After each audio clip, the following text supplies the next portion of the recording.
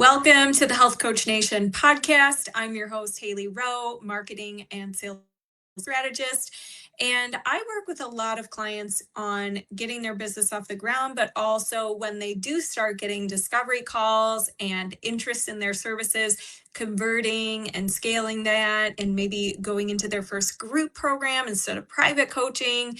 And one of the things that I was talking about with a client recently is how she's getting a lot of discovery calls and she's noticing herself pull back and not share her offer super confidently because of what we call imposter syndrome, meaning something is getting in the way of you seeing yourself or your offer as worthy enough and good enough. And you have thoughts about yourself or your offer that are causing you to feel like an imposter, causing you to feel like maybe it's not worth it. And this is really important to talk about because if you want to be making sales and you want to be feeling good about what you do and you don't want to burn out, really good about what you're selling and like it's your duty and responsibility to sell it, not like, oh, I'm, pitching this thing that's not that good, right? So this client of mine was sharing how because she's not at the weight she wants to be at and because she's in the wellness field, she feels like a bit of an imposter, like, oh, I'm not at the grand level I want to be at. So, how can I be somebody helping people with their health when I'm not at my full level where I want to be? But what this client wasn't realizing is, number one, she doesn't sell weight loss. That's not her niche. That's not her offer.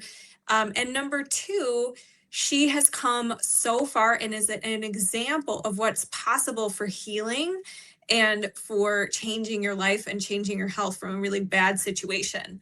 So if you are somebody who is a coach or you work in a certain field where you are kind of outcome or result, I do agree that you need to be at that result. Like you need to be an example of what's possible for your client.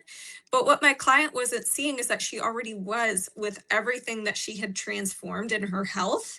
She was just placing all the importance on weight, which isn't even what she's promoting and offering, right? She's offering things with energy, she's offering other things. But the whole point here is you can still be on a journey to improving and still look at how far you've come and make sure that you're a couple steps ahead of your clients and you can help them. And that doesn't have to be imposter syndrome, right? So, for example, in my business, I still have certain systems I need to set up.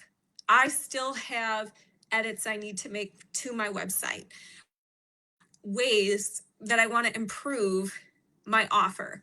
However, I am not letting that cause imposter syndrome. Already so much I know how to do and how I help my clients, meaning I already have certain client attraction systems in place. I've already built a full-time six-figure business as a coach.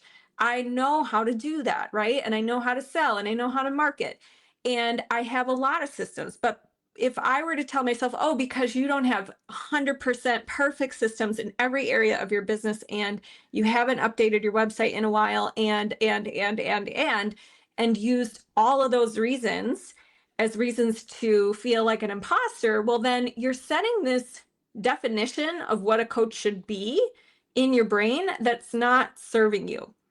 So a coach, in my opinion, should be someone who is further along than you in their journey, does not have to be a perfect human robot, but a lot of you, that's the definition. They need to be a perfect human robot who never makes mistakes and who never messes up. But my opinion on that is that people will not relate to you and you won't know how to coach people when they're going through their own downfalls. So if you've never gone through downfalls, if you've never gone through big things in life, you're not going to be the most equipped coach to talk to that and speak to that and resonate and relate with your clients, right?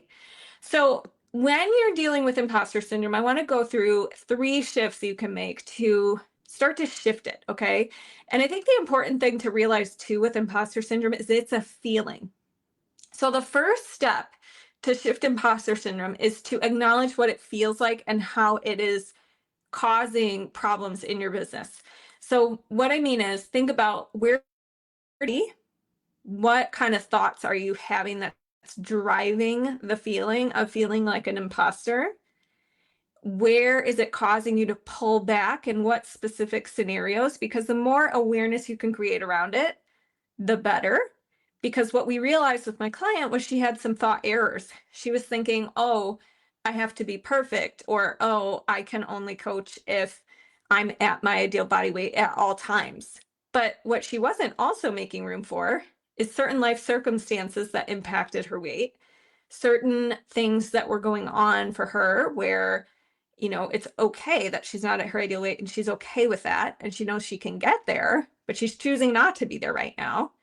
And so it's one of those things where we first just have to realize, do you have any thought errors about what a coach should be that is driving imposter syndrome in you? And can we redefine what a coach should be? You get to define that. I define it as I'm steps ahead of my client. I feel confident and know I can help them and will make ethical offers. I am living in breakthrough, meaning I'm always trying to grow myself. I'm always trying to get better. And that's what that's all you can ask for in a coach. You want a coach who's growth oriented, right? I'm never someone who is settling for just staying the same. I want to keep improving, right? And the other thing with imposter syndrome is, when you do notice it in your body, realize it can come along for the ride with you. It can be like a little purse you're carrying with you through your day, but it doesn't need to be something you're reactive to all the time. It doesn't need to be something that causes you to not go live. It doesn't need to be something that causes you to not make the offer. Good coaches, honestly, most of the time they have imposter syndrome because we all want to be better.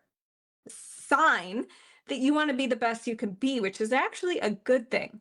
So instead of like resisting it and shying away from it, we want to be like, obviously, imposter syndrome is here because I want to be the best I can be. And there's always room for improvement. And I'm growth driven. But that doesn't mean that I'm not good enough right now. And define what a good coach is and how can you step into that. The second tip I have for you is to live in breakthrough, right? So rather than, yes, be aware of where you're feeling imposter syndrome and all that, but do also be actively looking at what do you want to be an example of, and how can you start to do that in your daily life? And making sure you're making room to work on yourself in addition to helping your clients. Because if you are an life coach who hates your life and does not have is struggling in every area of your life, yes, it is going to be hard to sell life coaching because that reads. People are like, I don't want to work with someone who's like, doesn't know. I would define as their life is a complete total mess. So pick an area of coaching that you can be an example in. Doesn't mean that the rest of your life areas are perfect, but the area that you've chosen to coach in, you've identified a problem you can solve that you feel confident solving. So for me, I know how to book clients. I know how to do sales calls. I know how to change your hooks and your headlines and your copy to improve the results. And so I feel very confident helping my clients with that. Now, are there things in my business that I still got to improve? Do I sometimes have a day where I don't want to put a lot of effort into my headline or hook? Of course. But does that make me an imposter because some days I don't put my 100% effort in the perfect hook and I'm experimenting with something? No, it just means that you have days that you're a human. Okay, so that's really important to note. The next tip I have for you, tip number 3, is to rank on a scale of 1 to 10. One being you feel like a complete imposter and you should probably quit coaching altogether. 10 being you don't believe you're an imposter. Where do you fall on that scale? And what most of us do is we'll say like, oh, we're a 5 or 6, and then we come up with all the reasons why we're such a quote unquote imposter. But what I want you to do instead, because if you picked a 5 or 6, that means about half of you believes you can do this, believes that you are credible, believes that you have overcome something that you can coach on. Investigate why you're actually not an imposter and make more evidence and airtime and attention for that each day instead of arguing for all of your limitations. Because there's a side of you, if you're still doing this, if you're still coaching, that believes you are capable. So that's the um, things that we want to shine a light on and we want to maximize and we want to pay attention to and we want to ingrain in our brains. And it's very important that as well to realize that when it comes to being an example of what's possible for your clients, it's important to remember that it's not linear. So you would tell any client that you work with that they're going to have good days and bad days, that there's going to be times when they got their nutrition and their health coach on lock and they're crushing it and it's easy. And then there's going to be other times where they're traveling a lot and they're exhausted and their A+ that day looks different than what it would look like on a day where they're fully well rested, where they had enough time to work out that day, they planned ahead of time their workout, whatever it is, right? So you as a coach are also allowed to have that. It doesn't have to be a linear path for you, a straight up path all the way to success. You're not an imposter if you have a bad day. You're not an imposter if sometimes, like let's say you're a balance and time management coach, and sometimes you have little moments where you feel like you did poor planning or you didn't feel work-life balance today. That does not mean you're an imposter. It just means you're human and you're always growing and learning. But most of the time, if you're feeling like you're what's possible with balance, then you are. And you don't need to feel like you're an imposter. So let go of the idea that you need to be this linear example. Your example is going to be like this too, just like your clients. Nothing is a straight up shot to success. There's ups and downs along the journey. And the other thing that I really want to stress is if you're feeling imposter syndrome, it tends to impact how you show up. And this client of mine was showing up on her sales calls with people who she kind of knew, feeling like she didn't have to do the normal discovery call process. She was kind of apologetic or like thinking, I don't have to really, she's like kind of discrediting herself for whatever reason, maybe because she knew these people and she was nervous, or the imposter syndrome was kicking in and she thinks she should be perfect. And because she's not, she's like discounting herself. And so I want to remind you that if you have imposter syndrome getting in the way of your goals, don't let it impact how you show up structure wise to your business. You still have to lead your discovery call the same structure. Don't, the other thing I see people doing when they feel imposter syndrome is they're using wishy-washy language all the time in their writing and in their emails, and it comes across right away because they're saying, maybe I might be able to help you with XYZ and I might be able to do XYZ. So we need to shift into what are you confident in and focus there and catch yourself when you're letting imposter syndrome cause you to loosen the reins on just having a structure for your business, communicating the benefits of your offer, things like that. So if you're dealing with a syndrome, or in general, you're dealing with overwhelm, you're dealing with the uncomfortable emotions of entrepreneurship, it's really important to let go of the shoulds and resistance that they shouldn't be there. These feelings absolutely should be there on your journey as an entrepreneur. It's a normal part of the process. It's a normal part of the game. And the more you push them down or you avoid them, the more they're going to bounce up to the surface. So what we need to do instead is we need to welcome them. We need to investigate them. We need to act like it's completely normal that they're there. We need to carry our little purse of feelings around with us during the day and still get our work done. And we do when we set aside time to coach ourselves, we do need to investigate them. Where are they coming from? Do I like my definition of perfect coach? Do I want to change that? Where am I adequate enough? Where am I more than adequate? What am I really good at? And focusing there. And if you want to work through overwhelm even more and all the emotions that come with business, I have a free overwhelm cheat sheet and masterclass.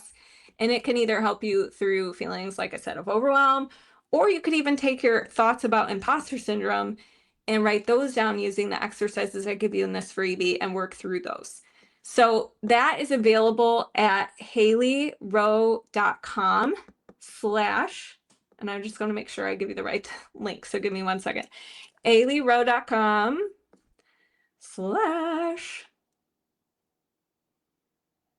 hold on. I looked before making this video and then I forgot as I was making this video. It is haileyrowe.com/overwhelm-class. And just so you know, you can use any moment throughout your day to either reinforce why you're credible and great at what you do, or to beat yourself up. So for example, me not remembering that link, I could have been like, oh my gosh, who are you to be a business coach? Because you need to remember your links and have your stuff together for that video. Or I could be like, oh, I did my video. It had a great structure. Sure, there were some imperfect moments, but such is life, and move on with my day. So you get to choose.